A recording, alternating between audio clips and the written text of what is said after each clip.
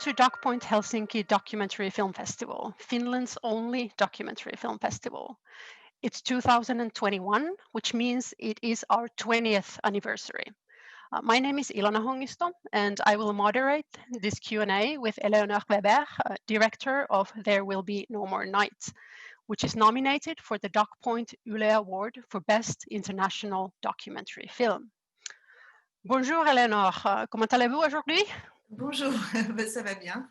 Ça va bien. Vous êtes en France en Vous ce moment? aussi? Oui, Ouais, je oui, suis j'ai à vu bien. Paris. Hmm. Vous allez bien aussi, bah, tant mieux.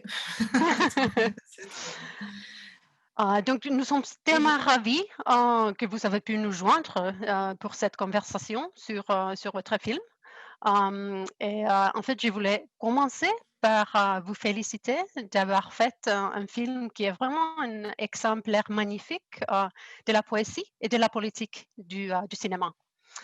Et pour moi, cette dualité de la poésie et de la politique est déjà présente dans le titre de votre film. Il n'y aura plus de nuit, There Will Be Mhm. No More Nights. Est-ce que vous pourriez nous raconter un peu de la pensée derrière le titre du film? Alors, le titre, très exactement, est le début d'un verset de l'Apocalypse. Il n'y aura plus de nuit, et qui annonce la lumière divine qui va s'installer sur le monde, la lumière divine, et qui fait qu'il n'y aura plus jamais de nuit. Bon, ça, voilà. Et évidemment, il est lié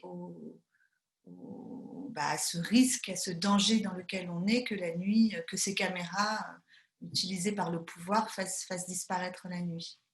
Mm, Voilà. mm. Déjà, la Perse, là, et parce que je pense que la nuit est ce qui nous protège, nous permet de fuir, et qu'au fond, c'est une ambition folle de supprimer la nuit. C'est une Mm. dimension anthropologique de l'existence et fondamentale, en fait. Supprimer la nuit, c'est faire violence, c'est nous faire violence de manière très grave. Voilà. Mm, mm.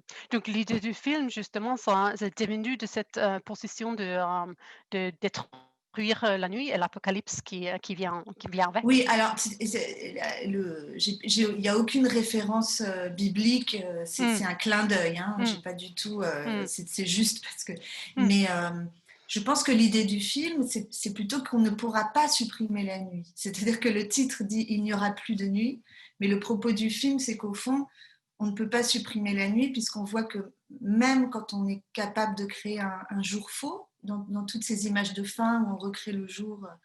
Eh ben, les étoiles continuent à briller. Donc quelque chose dans l'image résiste à cette ambition de faire jour sur toute chose et de tout voir. Mm, mm. Voilà.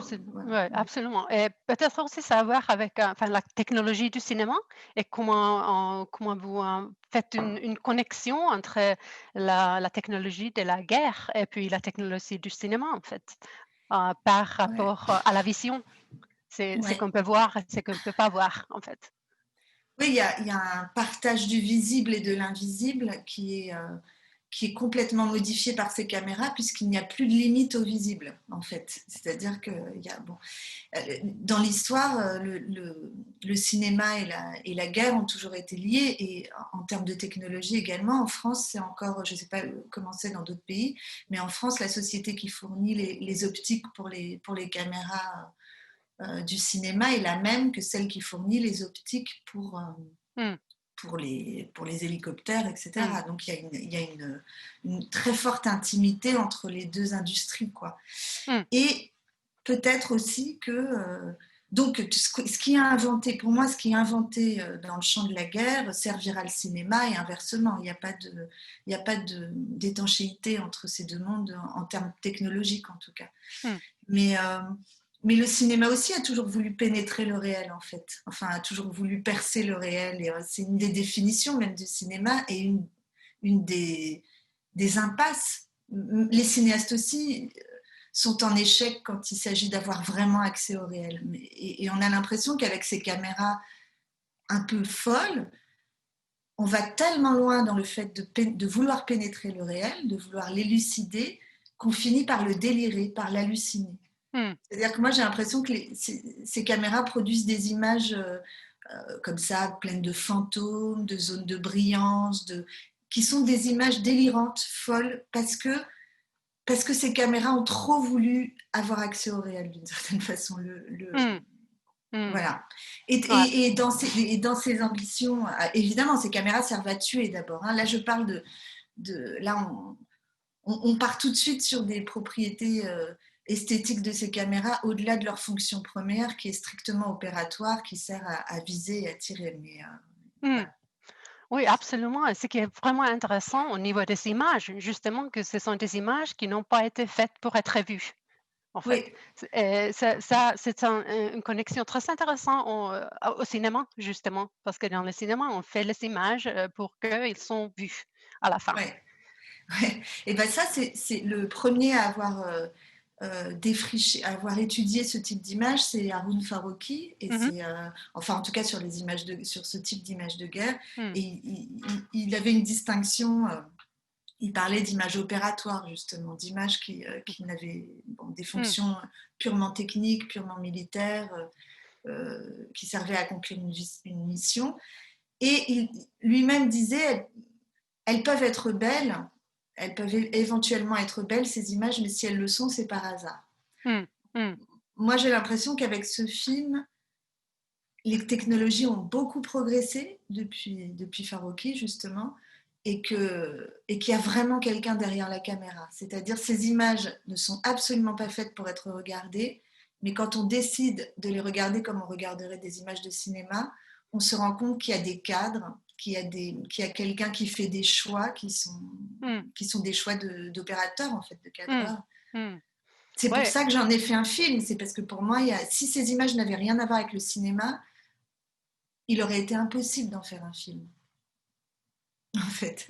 Mais c'est vrai qu'elles sont dans une zone trouble entre documents purement opérationnels et images de cinéma. Et ça, c'est un de mes sujets du film, quoi. Enfin, c'est un mm. des sujets du film, ça. Absolument, absolument. Et en fait, justement, par rapport, aux images que vous avez utilisées dans le film, comment vous les avez trouvées? Comment vous avez eu Ah, accès au matériel?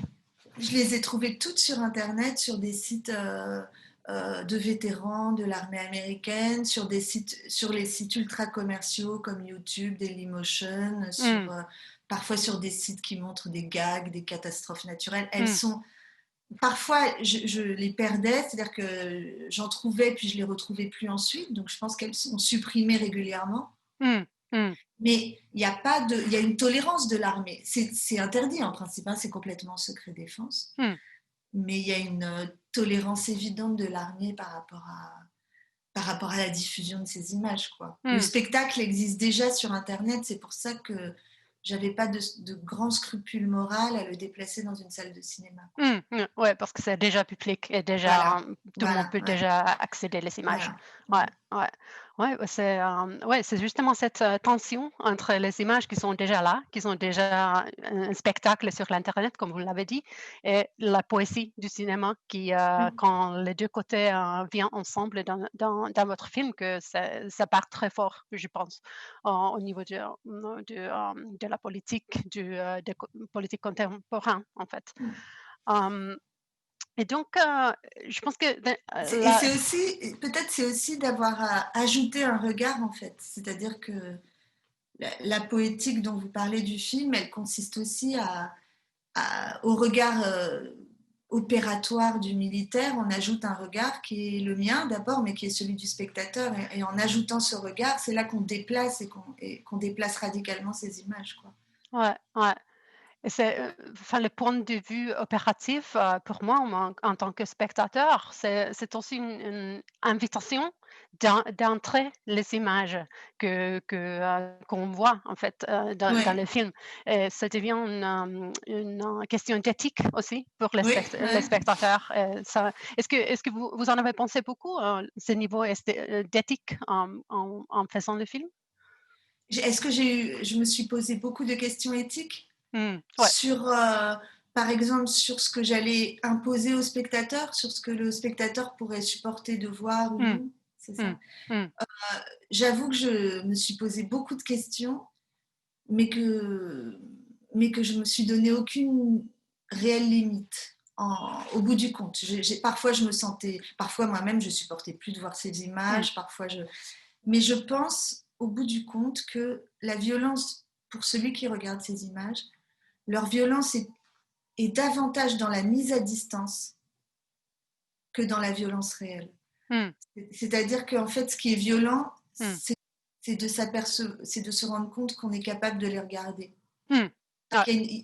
Voilà, il y a une telle mise à distance réelle et puis une transformation du réel aussi, une sublimation, c'est-à-dire on ne voit pas des morts, on voit des corps qui brillent, qui scintillent, enfin il Mmh. y a quelque Mmh. chose Mmh. Mmh. que c'est violent quand notre imaginaire prend le relais et imagine ce qui a pu se passer au sol. Mais les images elles-mêmes, si elles avaient été filmées au sol de manière réaliste, personne ne pourrait les supporter. Mmh. Mmh. Mmh. Mais c'est justement cette, qualité des fantômes un peu Voilà, que exactement. Ils qui sont est déjà morts en fait. Hein, mmh. c'est des fantômes. Ouais. Ouais. Et du coup, je me suis pas sentie. Je pense que c'est dur pour le spectateur. Certains sortent, mais pas beaucoup. Je pense qu'ils oscillent. Leur position change pendant le film. Mmh. Tout à coup, ils regardent en ayant les yeux ouverts, un peu fascinés. Et puis tout à coup, ils sont saisis Mmh. par la frayeur ou la Mmh. terreur. Et puis de nouveau, ils s'éloignent. En tout cas, je ne pouvais pas me poser de questions éthiques parce que enfin, je m'en posais beaucoup, mais je ne pouvais pas. Si je commençais à me poser trop la question de ce qui est supportable ou non pour le spectateur, je ne pouvais pas continuer le Mmh. film. Donc il Mmh. fallait. Mmh. Mmh. Je ne sais pas comment Absolument. vous le dire. La question éthique, pour moi, elle n'est pas là. La question éthique, elle est dans le fait d'ajouter un regard, que ces images aient enfin un sujet qui les regarde. Mmh. Un Mmh. sujet citoyen qui le regarde, Ouais. qui est nous, Ouais. spectateurs. C'est ça mon point de vue éthique. Ouais, absolument. Et là, je pense que la voix off, que vous savez utiliser aide beaucoup à Bah, ouais, positionner le ouais. spectateur. Est-ce que vous pouvez Aussi, en parler un peu? La voix ouais, off? justement, je voulais qu'elle permette aux spectateurs de penser, de ne pas être complètement tout le temps dans l'œil du viseur. Je voulais que le spectateur puisse sortir de l'œil du viseur Mmh. et la voix.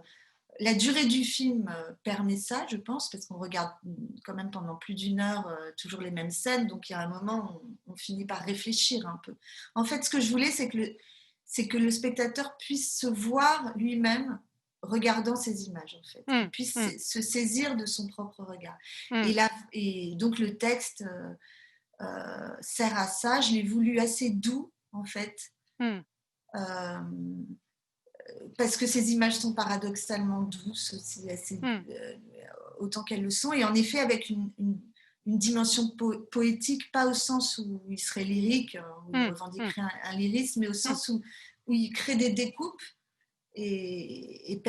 j'espère en tout cas, permet au spectateur de s'interroger sur son propre regard. Mmh. Mmh. Oui, il y a une telle intimité à la voix, je Voilà, trouve, la qui est voix vraiment aussi, ouais. ouais. Est-ce que, parce que c'est une voix féminine, que c'était quoi la pensée, là, d'avoir une voix féminine, qui, regarde, ou et parle des images de guerre? Bah, la position d'abord au départ c'est la mienne. Au départ c'est moi qui faisais la voix et finalement j'ai choisi une comédienne parce que je voulais que ce soit mieux que ce que je Mmh. faisais. Mmh. et, euh, et du coup elle a ma position subjective puisque dans le texte, même si c'est pas fréquent, je dis parfois je, quoi. Ce texte c'est la discussion que je restitue entre un pilote qui regarde ces images avec moi et Mmh. lui il a son point de vue opérationnel et moi Mmh. j'ai mon point de vue profane, enfin Mmh. Mmh. de personnes qui regardent Mmh. et je restitue les contradictions de notre dialogue en fait. C'est aussi ça, je voulais aussi que ce texte permette d'insister sur la dimension paradoxale des images. Plus on voit, moins on voit en fait. Mmh. Enfin, Mmh. plus on Mmh. voit, moins on est sûr de ce qu'on voit. Mmh. Ça, c'est vraiment au centre du texte qu'il y a. Et donc, Nathalie Richard, qui est une comédienne que j'aime beaucoup, elle avait cette voix très douce et nocturne et Mmh. cette proximité. Alors après, moi, je suis une femme faisant le film par rapport à votre question, donc j'allais pas prendre la voix d'un homme. Et sans doute que c'est important que ce soit une femme qui fasse le film. Mmh, mmh, mmh. Ouais, et je Ça- pense que justement la voix donne un niveau de réflexivité pour, les spectateurs aussi, que le spectateurs justement peuvent accéder avec la voix qu'on entend en regardant le film. Donc je voulais aussi demander du procès de montage, parce que le Ouais. matériel que vous avez travaillé avec, c'est tellement particulier. C'est justement comme vous avez dit, ce sont des images opératives. Donc c'est comment les procès de montage avec les images opératives? Comment on fait un film avec des images qui n'ont pas été faites pour être regardées? Bah, du fait, elles n'ont pas été faites pour être regardées, mais elles ont des propriétés esthétiques assez proches des images qui sont faites pour être regardées. C'est pour ça Mm, que il y a une narration dans chaque scène, il y a une durée. Moi, j'ai pas coupé. Parfois, on a l'impression que je fais des coupes parce que on se rapproche très, très vite mm, d'un ennemi, de quelqu'un qui est visé. En fait, c'est la puissance de zoom, il n'y a aucune coupe. La puissance de zoom est si grande et si immédiate que pof, ça ressemble mm, à une coupe. Donc moi, j'ai choisi de garder, à part peut-être à un ou deux moments très précis pour des raisons voilà, de faire fonctionner le montage, j'ai choisi de garder ces scènes comme des plans séquences. J'ai choisi de... Ce qui était très difficile, c'était de faire progresser le film avec des scènes qui se ressemblent toutes mm, et avec ce parti pris de départ très important pour moi, qui était qu'on soit tout le temps dans l'œil du viseur, sauf à la toute fin où il y a un contre-champ. Il y a un seul contre-champ dans le film à la fin, mais qui est là pour montrer qu'il n'y en a pas le reste du temps. Donc c'était vraiment...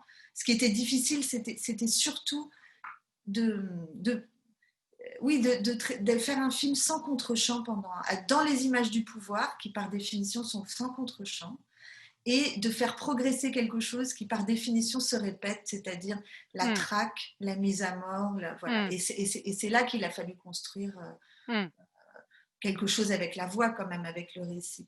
Et mm, après, je voulais pas être trop esthétisante. Enfin, c'est voilà, les questions que je me posais, c'est de pas faire quelque chose qui me plaise simplement parce que je trouvais ça joli. Enfin, vous voyez, là, il y a beaucoup de questions éthiques quoi, par rapport aux images quand même, parce qu'on peut mm, faire beaucoup de choses avec ce genre d'image. Hein, mm. Et aussi, quel degré de violence était supportable pour le spectateur. Donc ça, c'était quand même, dans le procès du film, sur la durée, une question importante pour moi. Mmh, Voilà. mmh, mmh. Oui, absolument, cette rythme qui a de la continuité, mais Ouais, qui a aussi des moments très, très intensifs, qui voilà. est Et peut-être une des questions, c'était d'alterner entre l'œil du viseur, et les moments, parce qu'il y a quelques séquences comme ça où la caméra se détache du viseur et où justement on se rend compte que le pilote est en train de regarder et pas seulement de viser, est en train de filmer et pas seulement de viser. mmh. Ça, c'est un peu la dialectique du film aussi, c'est-à-dire voilà. Ouais, ouais, un peu le visible et l'invisible et justement ce qu'on voit, ce qu'on ne peut pas voir, c'est et tout Mm, ça, cette dualité en fait, mm. qui est dans le film. Et pour finir, nous voudrions bien savoir si vous avez déjà des autres projets en tête ou si vous allez continuer avec, ces idées que vous avez travaillé avec, dans ces films ou, quels sont votre, J'ai un autre projet, mais je ne sais pas qui n'a rien à voir. Moi, je pense qu'on peut faire des documentaires et de la fiction, comme à une époque où les gens... Non, mais voilà, depuis quelque temps, les gens se sont tellement spécialisés qu'on a l'impression que... Moi, je ne suis pas comme ça. J'ai un des cinéastes que j'admire le plus, c'est Pasolini. C'était quelqu'un qui était capable de passer du mmh, documentaire et le point de vue politique, puisqu'on en parlait, il peut être... euh, très fort dans une fiction aussi, en mmh, réalité. mmh, Donc, je travaille sur une fiction, pas du tout pour me comparer à Pasolini, hein, c'était un exemple juste mmh, mmh, mmh. d'éclectisme, quoi, mais je travaille sur une fiction avec Nathalie Richard, justement. Et je compte poursuivre ce travail d'analyse des images avec d'autres, mais je ne sais pas encore ce côté essai documentaire, quoi. Mmh. Je compte le poursuivre mais je ne sais pas encore comment ni avec quel matériau je vais le faire. Ah, Mais en tout OK. cas, là, j'écris une fiction pour me sortir aussi. C'était quand même pas facile hein, de travailler sur ces Mmh. images Non, non. pendant Mmh, mmh. franchement. Donc, et j'aimerais et c'est des images que je peux pas aimer en plus. Donc, j'aimerais là faire un film en faisant moi-même les images, juste pour me. Mmh. Mmh. pour me changer les idées, vous voyez. Ouais, donc ça a l'air très, très intéressant et on a hâte de voir, le film prochain. Eleonore, je vous remercie Et de ben moi aussi, je suis triste de ne pas être à Helsinki. J'aurais adoré, ouais, comme vous pouvez l'imaginer, ben, c'est ça, c'est être ça. avec vous. Ouais, ouais, c'était vraiment un plaisir de discuter avec vous comme ça, de connaître vos pensées, des méthodes, cinématographiques. Et bien que vous pouviez pas être avec nous, nous cette année, on veut quand même vous, remercier, de votre Bah, merci à film vous. et aussi Mm. de parler avec nous et on va vous offrir un petit cadeau, mais, Ah, au lieu des fleurs, qui est l'énorme un peu, au festival du cinéma, ah oui. Dog Point vous offre en fait une parcelle de forêt ancien en Finlande. Oh, Mmh. Donc il s'agit d'une parcelle de 20 mètres carrés, c'est vrai, une vraie ouais, parcelle? une C'est vraie pas vrai, parcelle de c'est incroyable. c'est c'est génial. J'adore. Donc cette, parcelle de forêt va être protégée, avec la contribution que Dog Point, va faire en votre nom et vous auriez un certificat par mail, par rapport à tout ça. Mais c'est notre façon de vous remercier et Ah bah, c'est un merveilleux cadeau, j'adore. C'est vraiment. je suis contente, d'en être. Et j'aurai une photo de ces 20 mètres carrés ou quelque Je suis chose? sûre on peut l'organiser. Je suis sûre qu'on peut l'organiser. Ben, j'aimerais le voir quand même, Bah, juste bien avoir sûr, une. la prochaine fois quand vous venez en Finlande, Ah comme ça oui, on on peut va aller faire une voir. photo. Ouais. Ah bah merci, c'est super. Merci beaucoup. Ouais. Je suis ravie. Encore une fois, merci. Merci beaucoup. Thank you and bye bye. Thanks. Au revoir.